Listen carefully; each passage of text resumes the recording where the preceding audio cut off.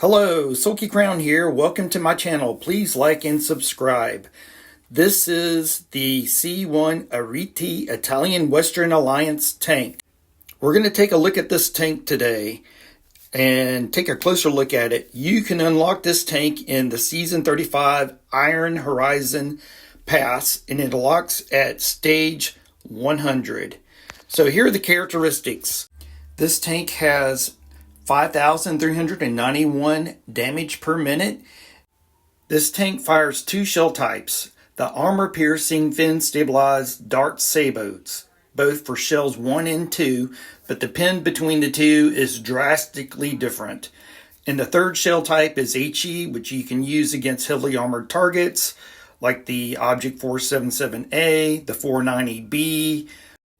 Shell type 1 gives you 590 millimeters of pin, while shell type 2 gives you 710 millimeters of pin, and the HE gives you 150 millimeters of pin at 100 meters. The alpha damage is 510 millimeters for the dart sabots, while it's 640 for HE. Now let's look at the reload time. We have a reload time of 5.68 seconds. Accuracy is extremely good on this tank. The base accuracy on this tank is 0.20 meters without any equipment or commanders.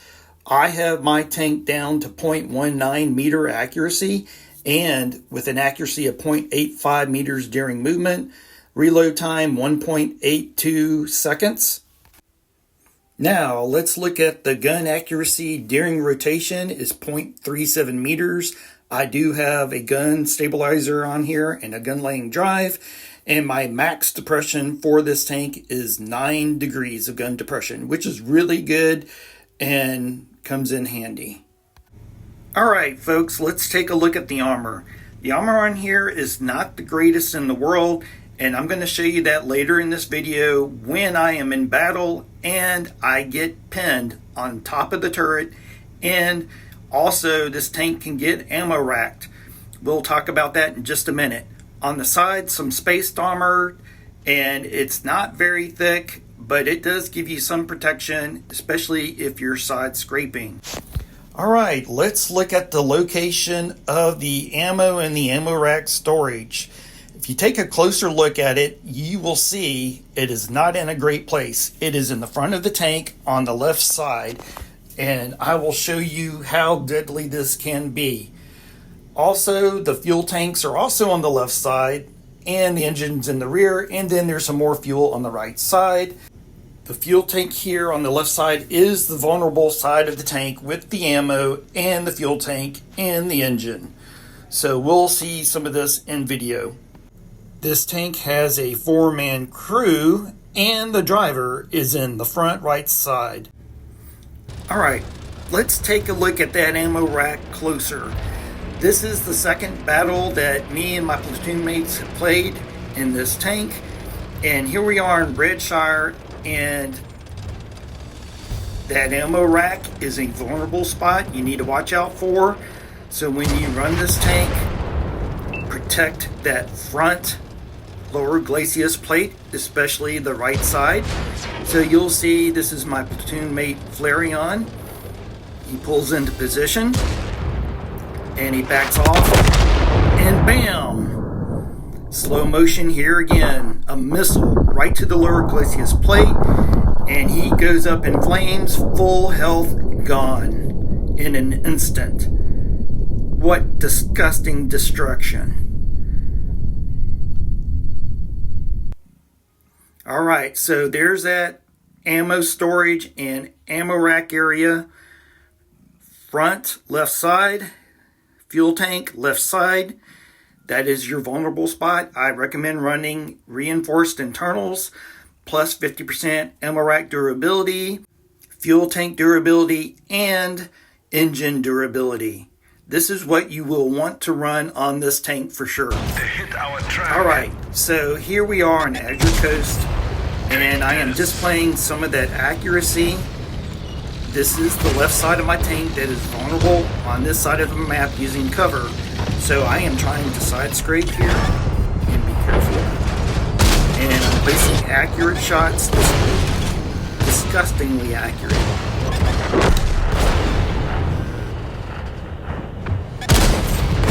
Knock, knock. There I go, I pin again.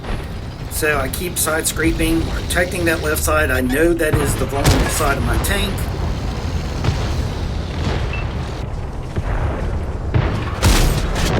And there you go. Alright. Here's some more demonstration of how accurate this tank can be.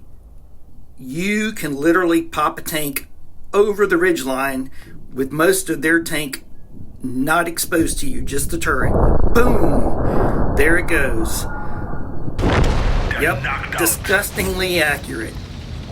So that makes up for its vulnerability.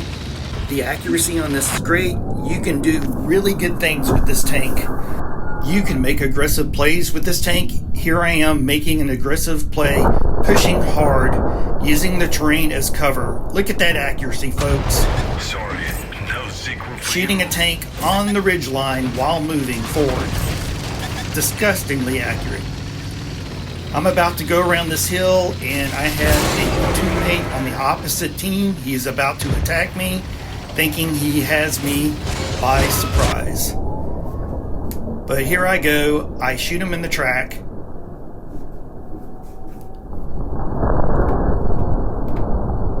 He's stuck. That hit the spot. Go forward, block the damage, shoot him in the rear. He has a teammate coming to help him. I shoot him again. And then I track him again. Look at that, folks. The accuracy on this is awesome. Boom. Goodbye, Rambo. All right, time to deal with the second teammate there.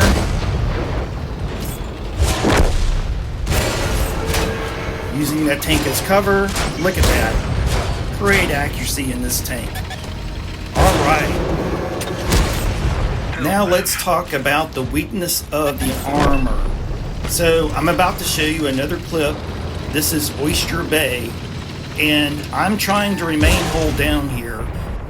I'm pushing aggressively with my teammates, and I'm trying to pin their turret with the accurate gun. But as you can see here, I am taking damage, and I'm not taking damage on the lower glacis plate. I am taking damage, folks, in the turret. So the front of this turret looks like it's strong, but it can be overmatched, especially with high caliber guns and missiles.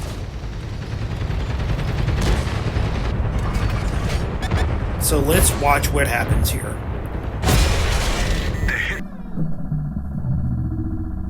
There we go, slow motion, he fires at me. Boom.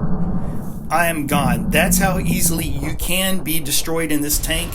The armor is a little weak. Overall, I think this is a great tank. It's a lot of fun to play. You can be aggressive with it. You can make accurate shots on the move. Folks, this is the C1 Ariete. All right, everybody tell me what you think about this tank, how it performs once you get this. Tell me what you like about it, what you don't like. Please, I want to hear your comments below. This is Sulky Crown signing off. Till next time, I'm out of here.